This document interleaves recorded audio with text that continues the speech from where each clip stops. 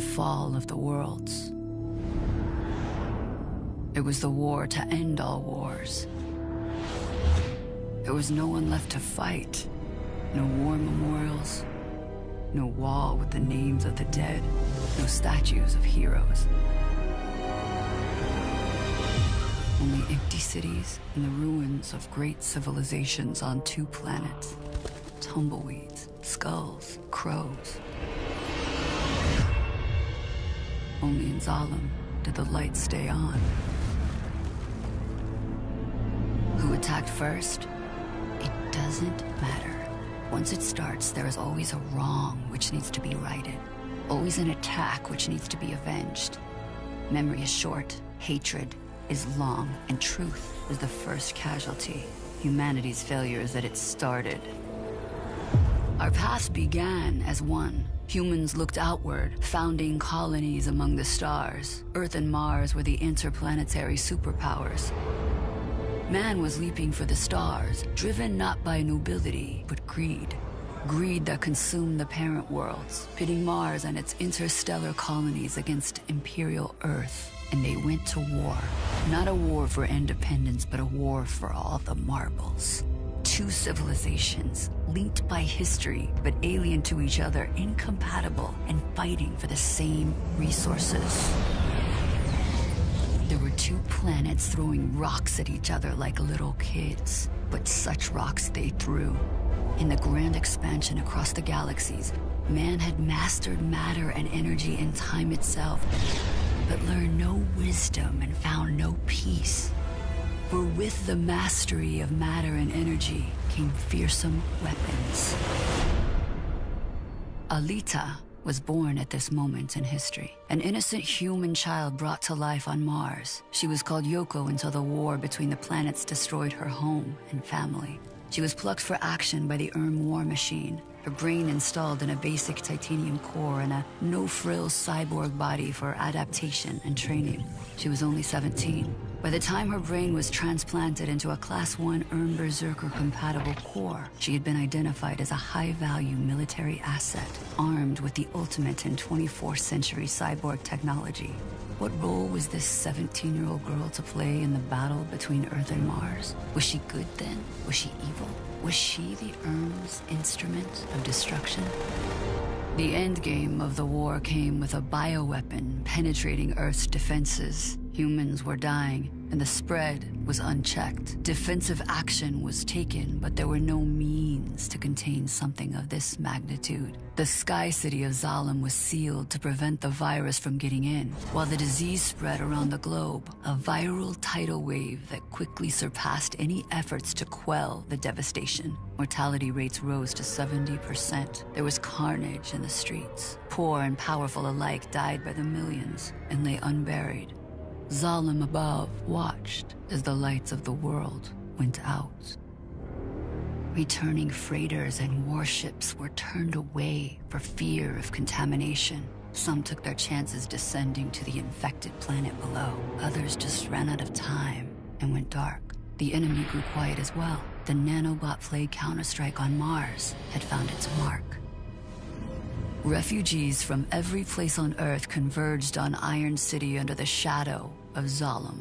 Isolated from the plague, the Zalans ruled the world. The surface people grew their food and worked their factories. In return, they gave them power, medicine, technology, and the rule of law. It was a cruel system, but the beacon of Zalem gave hope for the future. The rest of the world was reclaimed by nature. The great cities collapsed and were overrun by forest. There were pockets of humanity, sometimes in the ruins of cities, sometimes in small towns and villages. They struggled with disease and starvation. Those who could do so journeyed to Iron City. Thus, Zalem has endured for 3 centuries. The world is at peace, a rigidly enforced one. There is no growth and no progress. Though life on the ground is mired in squalor, the Zalans float above, isolated and serene. Unaware of a lonely cyborg core, a warrior of the forgotten war, discarded in the scrap, life still blinking within, ready to rise again.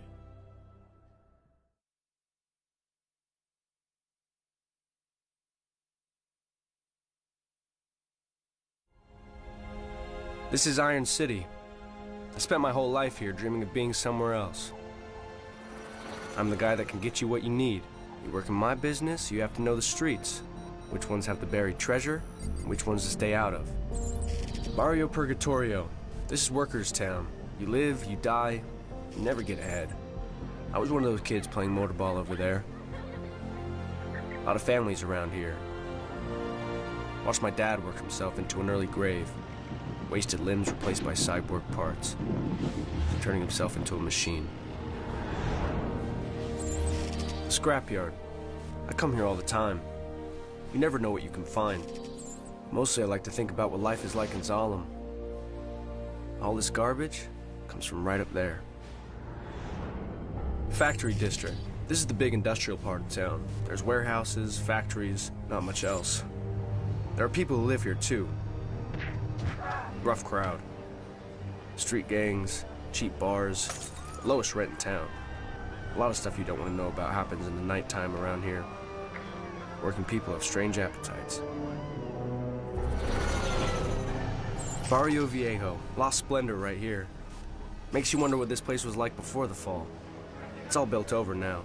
Doquito's place used to be a casino.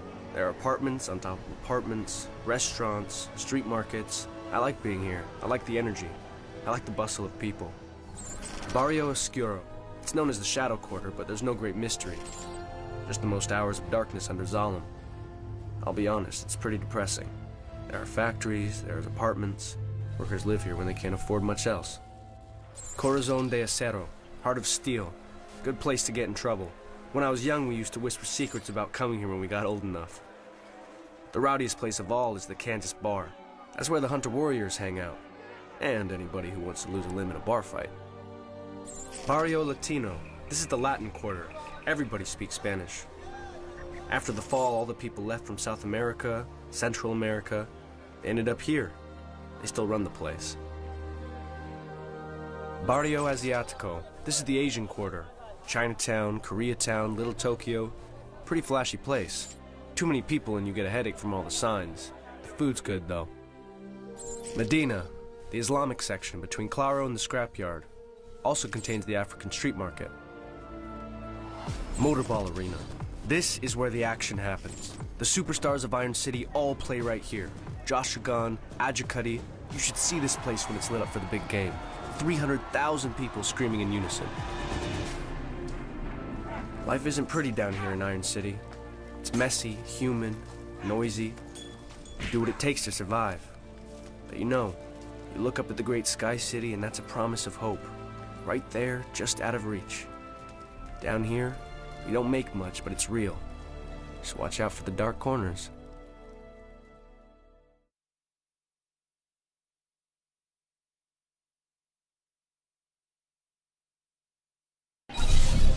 It takes time to adjust to your new life.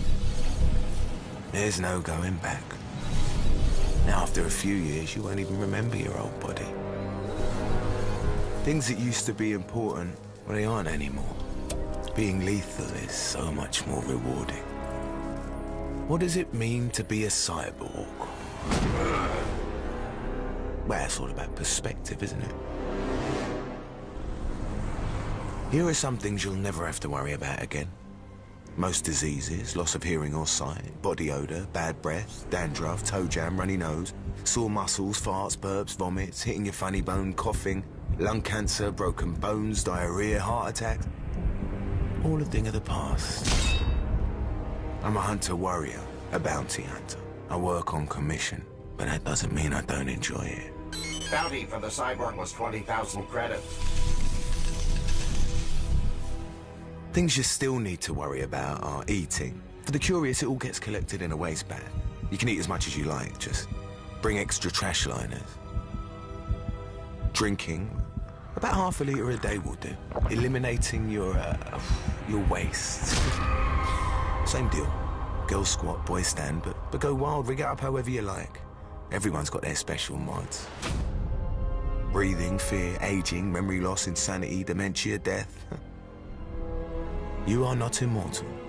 Bounty for the cyborg was 20,000 credits. Yeah, some new things to worry about. Reduce sensation. Things just and they just don't feel the same. There's power failure, loss of lubricant, loss of hydraulic fluids, jackers. Yeah, they'll strip you of your valuable parts, unless I strip them first. Strong magnetic fields, high voltages, system viruses, and they are deadly. Bounty plus 20,000 credits. Mod addiction. Yes, the need to upgrade your body is very satisfying. Now, what can I say? It's the best thing I've ever done. I look any way I want, and I choose to look like a god.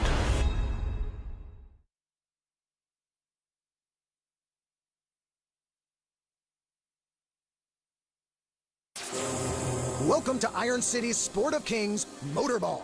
Gladiatorial battle as you've never seen it before. It's machine versus machine in pitched battles to the finish. It is a proliferation of ferocious machines, as weapons and techniques become ever more fierce. Let's see how the game is played. Rules of the game, number 1. In team competition, 2 teams of 7 compete on each side. First league standard, though in lower leagues there are 3-team and 5-team versions. Each team is allowed unlimited substitutions as long as there are never more than the initial allotment of players. Substitutions do not apply for players removed from the track on penalty.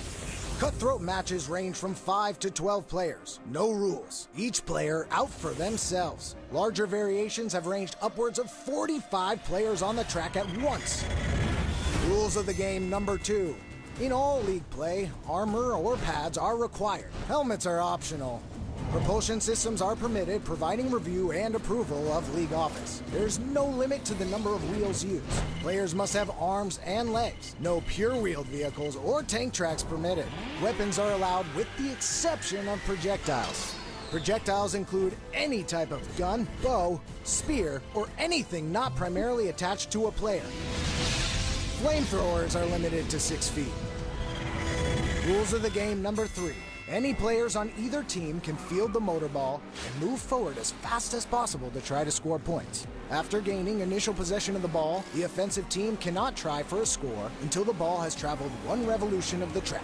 A defensive player is allowed to intercept the ball or scoop up the ball that has been knocked out of possession, nullifying the requirement of 1 revolution. The ball carrier is not allowed to deliberately hide the ball from the defensive team. The penalty for doing so is for the team to forfeit possession. A relaunch is called and the player is sent off the track and cannot be replaced during the penalty period. Only a member from the opposing team can pick up the ball and play continues. A player must not deliberately injure another player. Only biological injuries apply. Mechanical injuries are part of the game. It's the dream of every cyborg. Do they have the skill, the killer instinct to perform on the world's biggest stage? Will they rise above or come crashing down in a fiery blaze on the track of tears? They may burn only briefly before they are smashed to junk, but by God, they will have their moment of glory.